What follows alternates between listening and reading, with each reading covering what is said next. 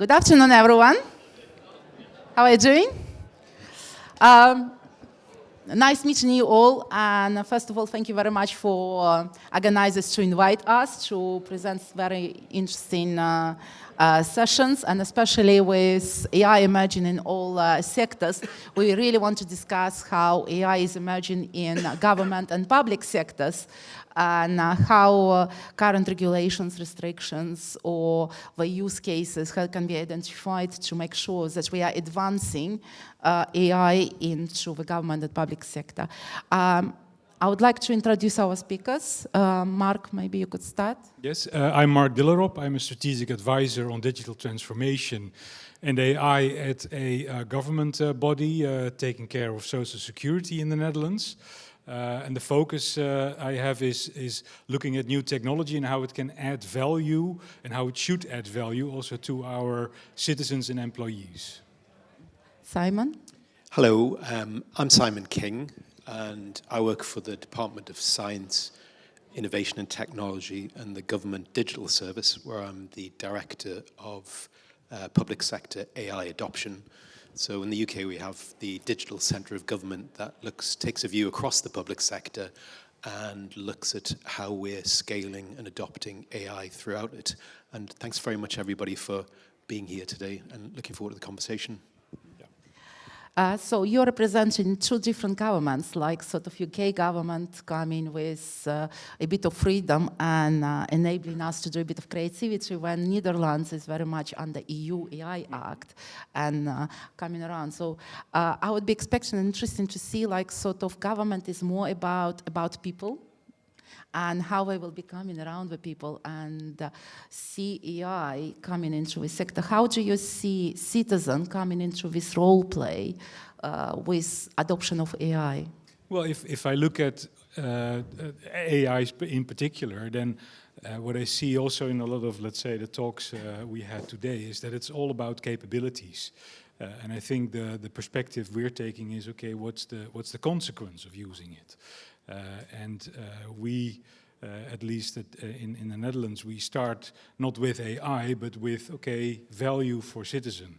How does it help in the needs the citizens have, or the employees for that matter also have, to alleviate or ease their work or their situation? And I think that's a difference from a more commercial perspective when you look at AI usage in government. And about you, Simon? Yeah, I mean, I think Mark's point is crucial. I think value in the public sector is slightly different, because none of us get up in the morning and get excited about paying our taxes or things like that. But it's critical because there's some stats on average in the UK, and I'm sure it's similar elsewhere. We spend something like a week and a half engaging with government. And another stat I looked at, somebody with a health condition has to deal with 40 different interactions across 9 different organizations, which is amazing, really. And those are sort of blockers of things like economic development, etc. So certainly from my perspective, one of the things I'm keen on is to look at what I describe as value locks, namely not just thinking in terms of productivity gains, but thinking in terms of customer satisfaction and improvements in those services. And I think too often we treat those as mutually exclusive, but in fact they should be working together in terms of making it more effective, but also making it more efficient at the same time. You mentioned about enablers and blockers already, how we will approach this in terms of citizen value and inclusion of citizen into our equation with AI, the government and public sector adoptions. So in your view, when we start to look on inclusion of citizens into the government or public sectors, so what will be your key enablers, blockers, to make sure that we are promoting and we are focusing on citizen first rather than AI? Well, I think it all starts primarily with mindset also of the people dealing with, okay, implementing new technology, making sure that it's adopted properly, and also understanding that not everyone is looking at it from the same perspective. Like, okay, you need to be able to take everyone along in that journey.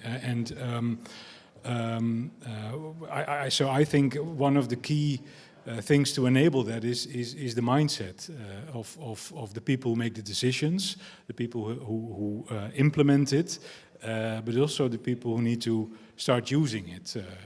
That is a key element to really allow it to take bring it to a higher level. Scale, yes, yeah. Yeah, great. How about you, Mark? Yeah, it's interesting. I think we've got to hold our hands up and say, in my view, and it may be different in terms of Mark in his area, I think we've still got a long way to go in terms of scaling the advantages of artificial intelligence in the public sector. I don't think that makes us unusual compared to other sectors, but certainly it's my area of focus. There are a couple of things. Two things I would perhaps point to. First of all, we all have, and indeed should have, a healthy skepticism about technology and its role that we play. And I think that's really important, that's, if you like, baked into our approaches, and we keep a human in the loop in when it gets to decision making. But I would probably say, and maybe against that sort of point, we really need to have some realistic metrics in terms of what we want to achieve with these products. I think too often we hold technology to a higher level of account than we do people. So, I'm often looking at processes within government where people are asking for computers to be sort of 99% efficient, when that's not the case for people. So when we're looking at these things, we need to have a realistic idea that builds in those 2 points, namely that we have a safety and security first approach, and that we keep humans in the loop. But secondly, we look at the realistic gains we can make. And I spoke to somebody recently, and they said, stop treating artificial intelligence like nuclear bombs, i.e. things like 20 years to build, and you've got to be very, very careful who touches them when they touch them. I thought that resonated for me. We need to think about them in terms of safety, but also in terms of what they can bring in terms of benefits today, because we need it, really. Yeah. And how about you, Mark? Yeah, I agree totally on that with you with regards to that, and it springs to mind that at UWV we've developed a scoring methodology. In Dutch it's called the menselijke maatmonitor. So that's translated the human scale monitor, where we ask our citizens, our customers, to rate us on 4 scales. One is, okay, did we help you properly? Did you experience in the service that you were seen as a human being? Did we help you? Was it easy? Then the third one is, did we help you? And the fourth one was the decision we made. Did you feel it as a fair decision? And with that is a driver for us, at least, to develop our services further. Also the digital services, where AI is one of the components. And that's how we try to move away a little bit of, okay, yes, by using AI we became 99.999% more efficient than previously. That might be something to implement also in other areas. I wonder if I could just ask, I'm just interested, as consumers, I presume everybody here has some links with government. Can I just ask you, very unscientifically, if you think you want less AI in terms of your governance services, stick your hand up for me, please. If you think you kind of want about the same, and you're quite comfortable in the way we're going at the moment, put your hand up, please. If you're sort of thinking, anybody on the sort of, if you're thinking, I think it should be accelerated, can you put your hand up, please? Very interesting. Thank you very much. What would be your hand, by the way? Mine was in the latter. In the latter. Sorry. Yeah. Okay. Yeah. Didn't want to bias Can I just add to you for audience? Let's get engaged a bit of audience away as well. So you speak about acceleration of AI. Yes. At what level you will be very comfortable to use AI at government services and public services? Would you be happy to share your data with government public services? Can you hands up? You will share with them. It's interesting. So how many of you will be very not comfortable to share any personal information, your historical data with government? So we are having a bit of like sort of tie a little bit, which needs to be addressed when we speak about government and public services. And would you trust any agents, AI agents, providing AI government advices without engagement of human? So I think we are getting developing the trust around this, but based on what you said, Mark, about citizen, we need to make sure we keep this trust of citizen in AI rather than losing it and make it grow and accelerate in cases. Both of you operate in very much different environment, even though that you work at government level and looking on engagement of AI in public sectors, but from operational condition, it's two different environment. When, Mark, you work under EU AI Act, heavily regulated already, particular areas and principles has been drawn and any applications must be approached. When in UK, we do not have any stable AI regulations. We have recommendations to use of AI.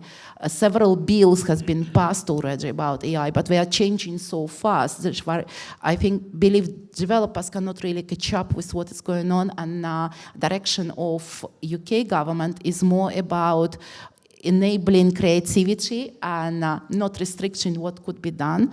So from your perspective, when we start to look on adoption of AI in government and public sectors, what will be your main blockers and enablers under these completely different regulation strategies to ensure that we are basically bringing value across of government and public sector and making sure that next time when we ask audience, we will have everyone will be raising hands, yeah, I want to use it. Like, for example, just for you to understand, how many of you were using and happy to use Google Maps? Oh, so what we are looking for next time, the same response to look for AI in government and public sector. So what will be your opinion?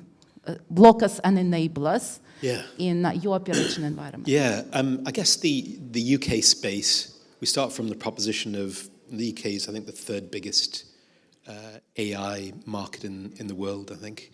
And there's really is an objective of sort of harnessing that power and that creativity in the UK space, as Tatiana was saying, in the application to public services. In terms of regulation, we've got this extraordinary bunch of smart people in the UK called the AI Security Institute, who are sort of leading on that.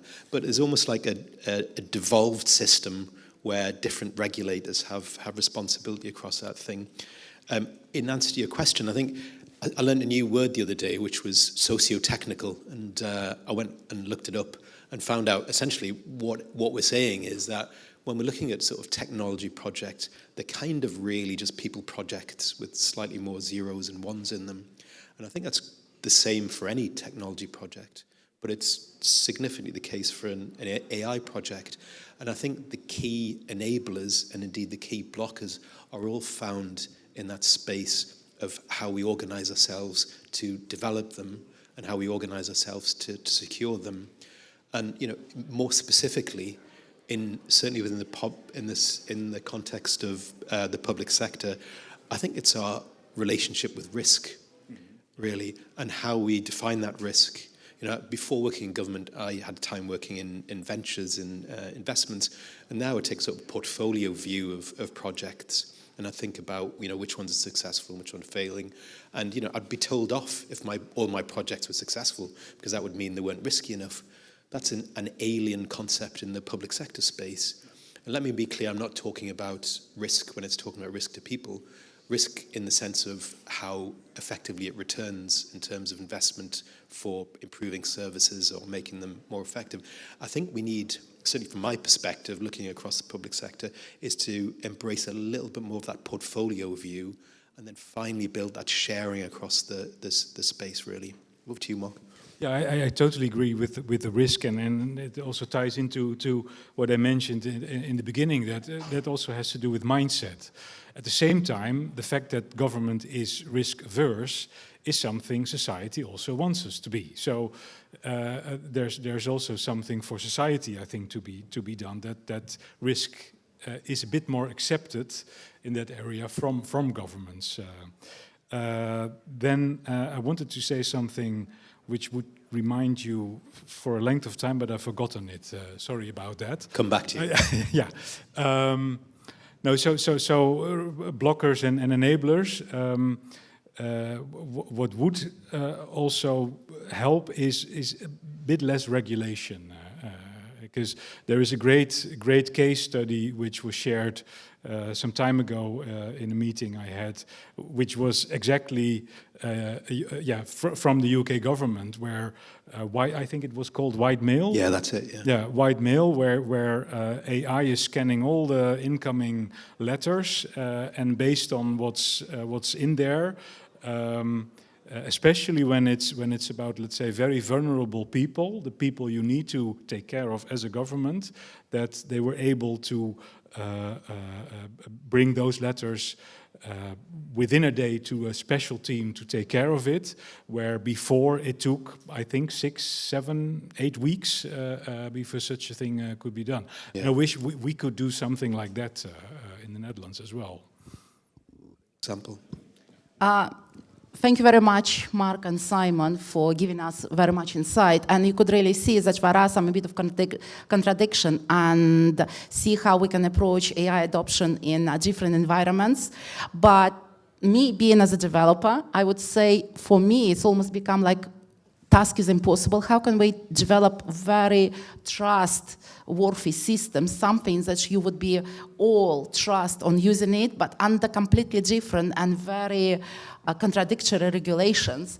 And this type of conversation must need to be carried on not only under one, like for example, large language or agentic AI or any approaches, but something that maybe needs to start to look on a slightly wider and more perceptional way of the values delivered and restrictions we can have. Thank you.